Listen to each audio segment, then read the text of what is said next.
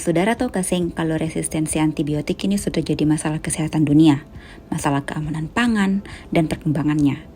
Saudara mungkin pernah dengar istilah kabal antibiotik. Tapi saudara harus ingat, kalau yang kabal ini adalah bakteri, bukan katong, bukan manusia ataupun hewan. Tapi sabar dulu, apa itu resistensi antibiotik? Atau katong bilang kabal antibiotik ini. Terus kenapa akang tuh bisa berbahaya? Pertama, katong harus tahu dulu apa itu antibiotik. Antibiotik itu adalah salah satu obat yang dipakai para bunuh bakteri. Misalnya saja kayak amoxicillin, asam mefenamat ya. Terus dia tuh mencegah supaya bakteri itu bikin katong sakit. Caranya nanti dia menghambat tumbuh kembang bakteri sampai bakteri itu mati. Ingatannya antibiotik ini cuma dipakai para bakteri bukan para yang lain. Kabal antibiotik ini terjadi kalau antibiotik yang katong minum susah mempanlai perbunuh bakteri. Jadi katong penyakit ini tambah susah perdapakas baik. Pas katong minum antibiotik, ada beberapa bakteri yang memang sudah kabal gampang dari sananya karena dong punya gen itu berbeda. Bakteri ini nanti akan terus berkembang biak dan tambah banyak. Akibatnya kalau katong minum antibiotik akan susah mempanlai. Jadi tuh ini masalahnya. Susah sekali nanti mau dapakas baik kalau misalnya katong sakit.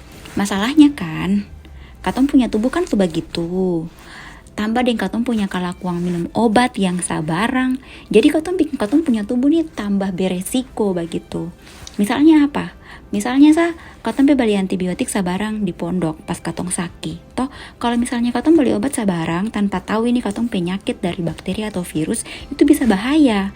Kenapa? Karena bakteri dalam katong punya tubuh bisa kena obat ini, dan bakteri yang suka kabal tadi itu bisa langsung bereaksi, kemudian dia tuh akan berkembang biak tambah banyak lagi begitu. Nah yang kedua, antibiotik itu yang bisa kasih bahaya baringos, deng flu itu yang bisa, karena itu tuh dari virus, bukan dari bakteri. Jadi ingatan kalau saudara dong baringos, babatuk, flu itu yang boleh cari antibiotik. Oke? Nah, terus kalau misalnya minum antibiotik toh kayak asam mefenamat, amoxicillin tadi tuh, kalau sudah rasa baik, katong harus habis DP obat sampai selesai. Jangan katong stop di tengah jalan, nanti bakteri tuh malah makin tumbuh dan berkembang tambah banyak.